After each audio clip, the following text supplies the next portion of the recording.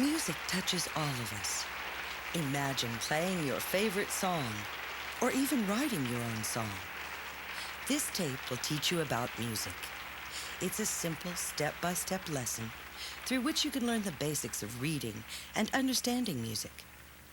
Reading music is not like reading a book. When you read a book, you use your imagination to give action to the words on the page. But when you read music, you express the action through a musical instrument, such as a piece of sound made by this tugboat's horn, all the way up to very high-pitched sounds, like this referee's whistle. We use the staff to organize musical sounds into an orderly progression, from those that are low-pitched to those that are high-pitched. Remember, written music is meant to be played on an instrument. So we'll use this synthesizer to help us get better acquainted with the staff. When we play this pitch on the synthesizer, this line on the staff is highlighted. This line and this pitch go together. This line on the staff represents this musical sound. This line will always represent this same sound or pitch. This space on the staff represents this musical sound. It will also always represent this same sound or pitch. This pitch is called E. And this pitch is called A. We'll learn more later about the different pitches on the staff. For now, the important thing is that you understand that each line and each space on the staff represents a separate musical pitch. As you may know, there are too many different musical pitches to be named on just one staff. So there are several staffs used to organize musical pitch. This lesson will teach you about the two most common staffs. Knowing about these two staffs will help you read just about any popular melody. Each staff has a name. The upper staff is called the treble. It is identified by this symbol, called the treble clef. The lower staff is identified by this symbol, known as the bass clef. The clefs are always placed on the left side of the staff, like this. And the staffs are arranged on the page in this manner. The space between the treble staff and the bass staff may look empty, but it's not. There is actually an invisible line located right between the two staffs. So the pattern of lines and spaces continues from the bottom of the bass staff all the way to the top of the treble staff. Before we continue, let's review what we have learned about the staff. The staff is a series of lines and spaces, each one representing a particular musical pitch with a particular name. The two staffs we are learning about are called the treble clef and the bass clef. If you understand what you have seen so far, let's move on to the next lesson. If you're not sure, remember, your How to Read Music video never gets tired of repeating itself. This lesson will explain what musical pitch is all about and tell you the name of each musical pitch. You will also learn how the staff allows you to read musical pitch. All sounds have pitch.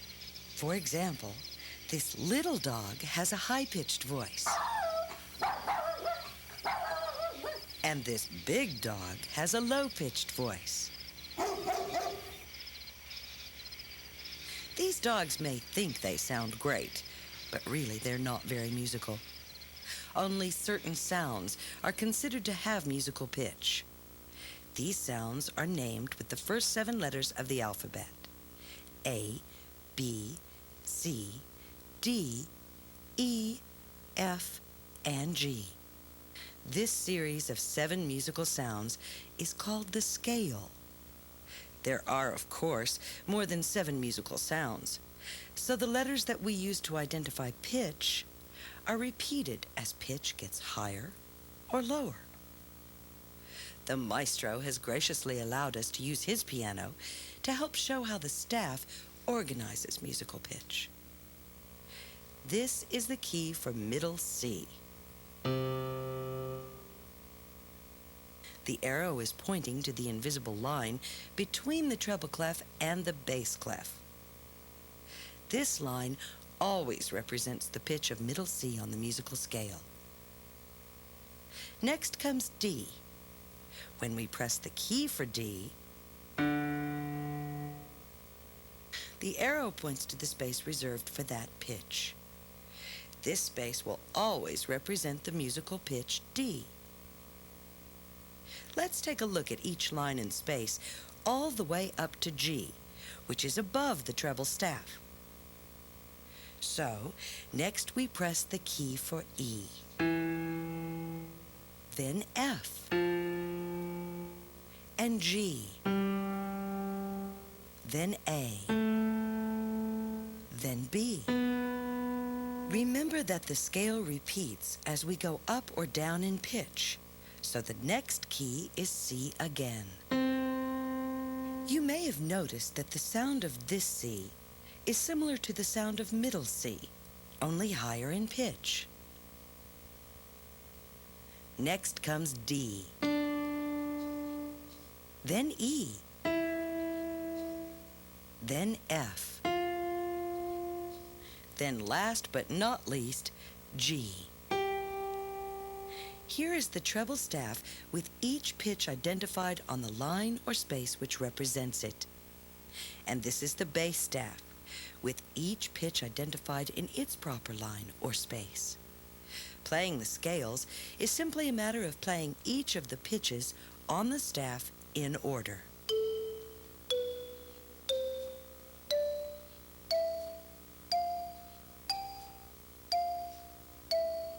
Notice as you move up on the staff, the sounds are higher in pitch, and as you move down, they are lower. If we play the F here, then go up 7 changes in pitch to the F here, we have gone up in pitch 1 octave. In the same way, if we go from middle C to C here, we have gone up 1 octave. If we go from middle C to C here on the bass staff, we have gone down in pitch 1 octave. An octave is a full 7 steps in pitch, no matter where you begin on the scale, or if you go up or down in pitch. Also, every musical pitch on the scale has what are called sharp and flat pitches. If we begin here with the pitch G and go up in pitch only 1/2 a step, that pitch is called G sharp. G sounds like this, and G sharp sounds like this. And if we go down in pitch 1/2 a step from G, that pitch is called G flat. Again, G sounds like this, and G flat sounds like this. Remember, every musical pitch on the scale has a sharp and a flat pitch. Learning which line or space represents which musical pitch is very important. Spend some time memorizing the names of the lines and spaces on the staff. Make it your goal to be able to recognize them at a glance. Here is an audio-visual flashcard exercise designed to help you learn about the treble staff. Try to name the line or space before the answer comes up on the screen. Good luck. This space is the pitch for E.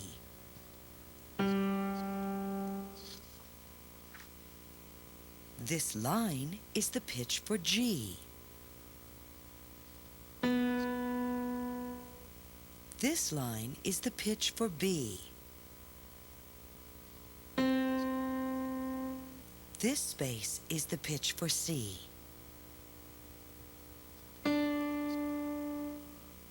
This space is the pitch for D. This line is the pitch for middle C. This space is the pitch for A. This line is the pitch for F.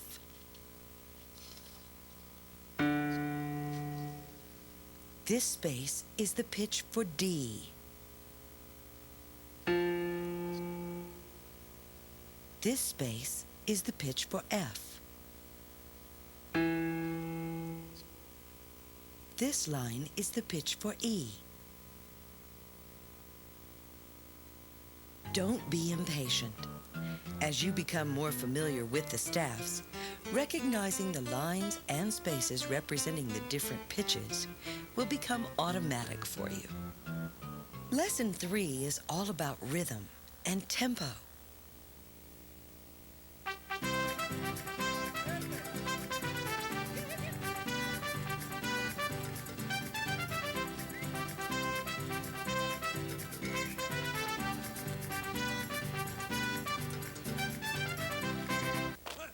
Just as a drill sergeant calls cadence for marching, rhythm calls cadence for music. There are two parts to time or rhythm in music. The first is beat.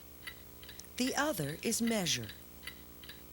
Just like minutes in an hour, there are a certain number of beats in each measure. Time in music is expressed in beats per measure.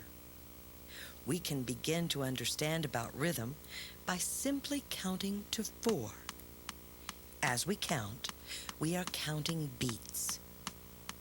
Each 4 beats completes a measure. On the staff, the beginning and end of each measure is marked by a vertical line like this. As we count from 1 to 4, the 1 beat is a little louder. This is to emphasize the beginning of the measure. Try tapping your foot along with the beat as you count aloud. Tap your foot a bit heavier on each count of 1. 1, 2, 3, 4. 1, 2, 3, 4. 1, 2, 3, 4. 1, 2, 3, 4. A measure with 4 beats is in 4/4 time. The time is noted on the staff just following the clef.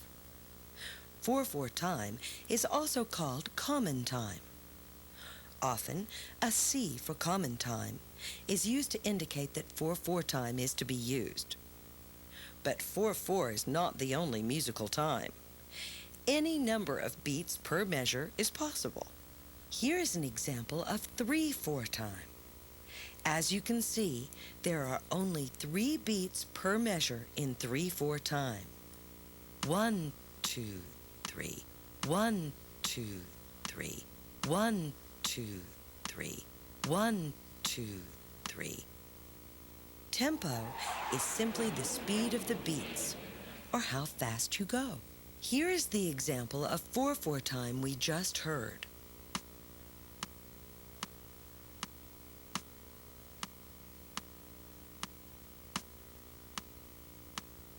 And here is 4/4 time at a faster tempo, or as some might say, up tempo.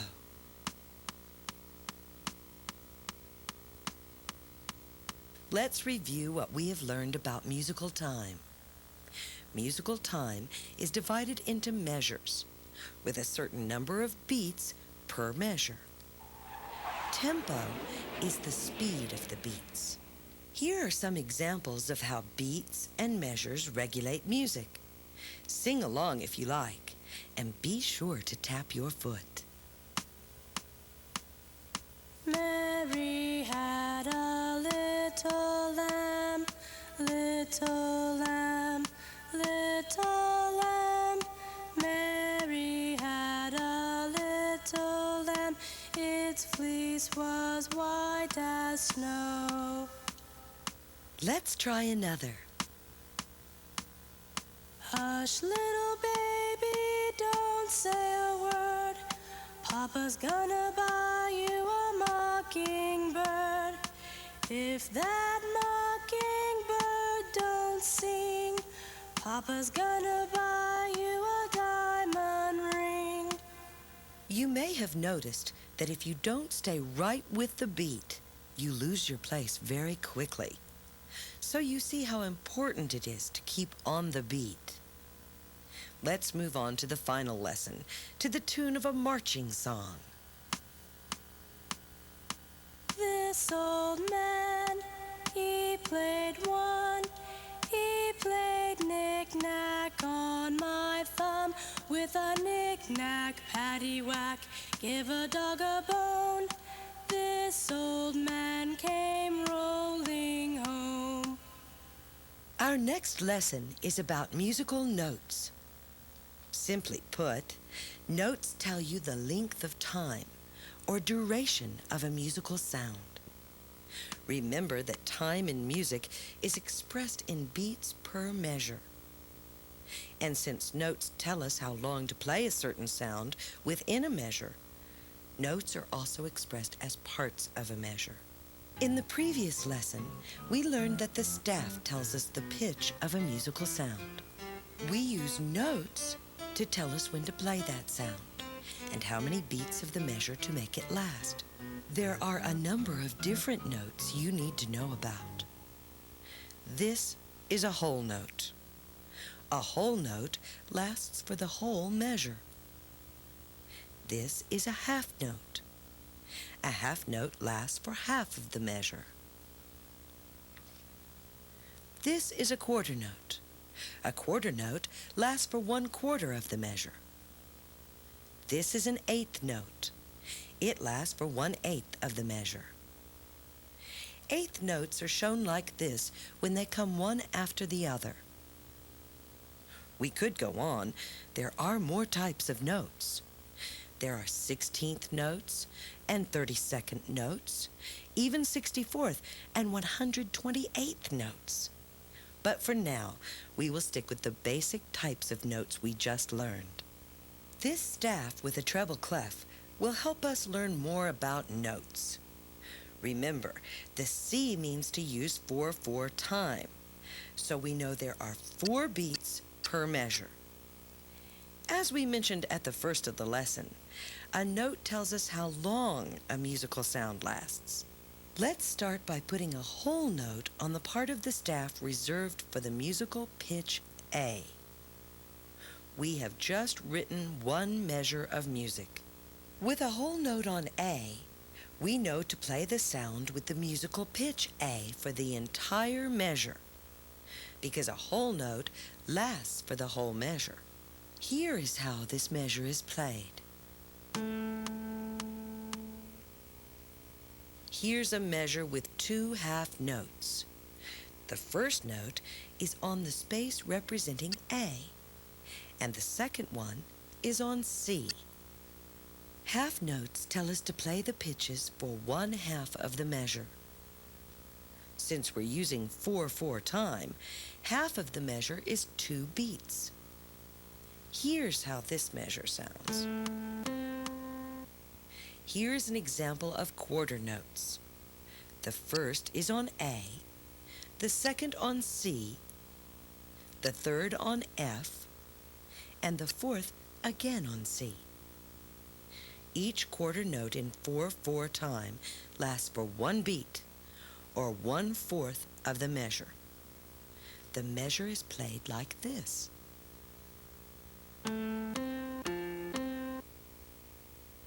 Earlier in the tape, we learned about sharp and flat pitch. This symbol, when placed next to the note on the line representing a particular pitch, like this, tells us to play that pitch sharp for the rest of the measure. For example, this note tells you to play the pitch G. If the symbol for a sharp note is added, we are simply instructed to play the G sharp every time it occurs in that measure.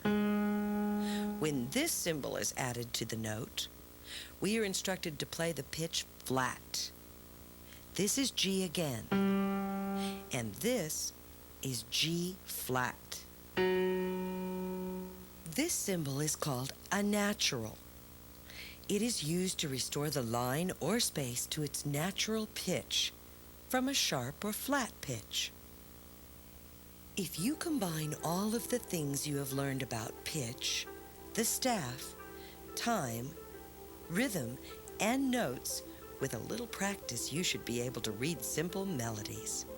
If you have a musical instrument and you can find the right pitch, you can play these two familiar measures.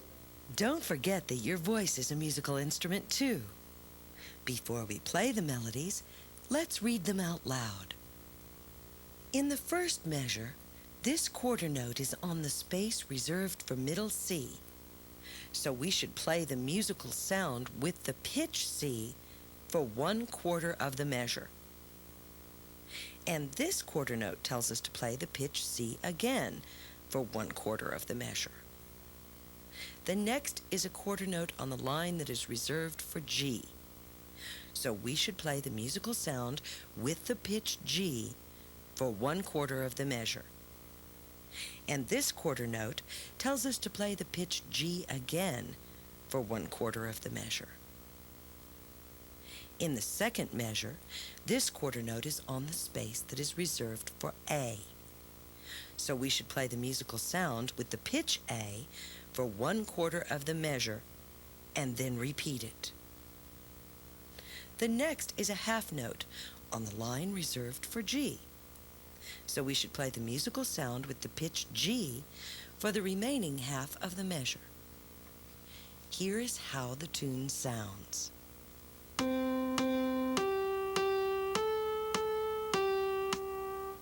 See if you can read the notes that are being played in this old familiar tune.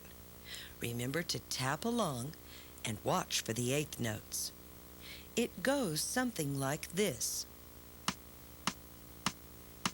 G, E, G, G, E, G, A, G, F, E, D, E, F, E, F, G, C, C, C, C, C, D, E, F, G, G, D, D, F, E, D, C.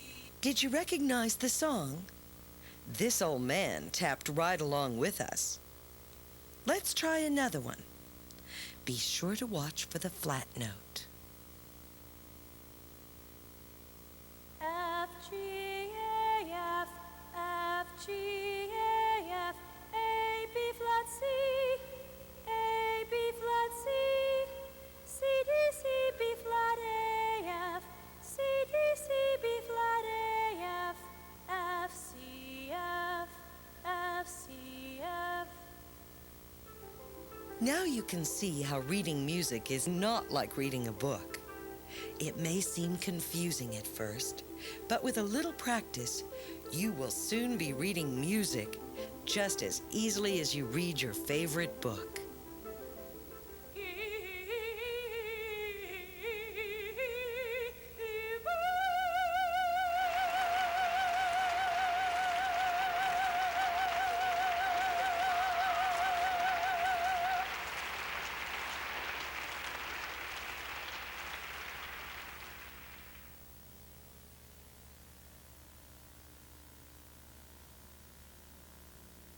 This has been a presentation of Allied Video Corporation.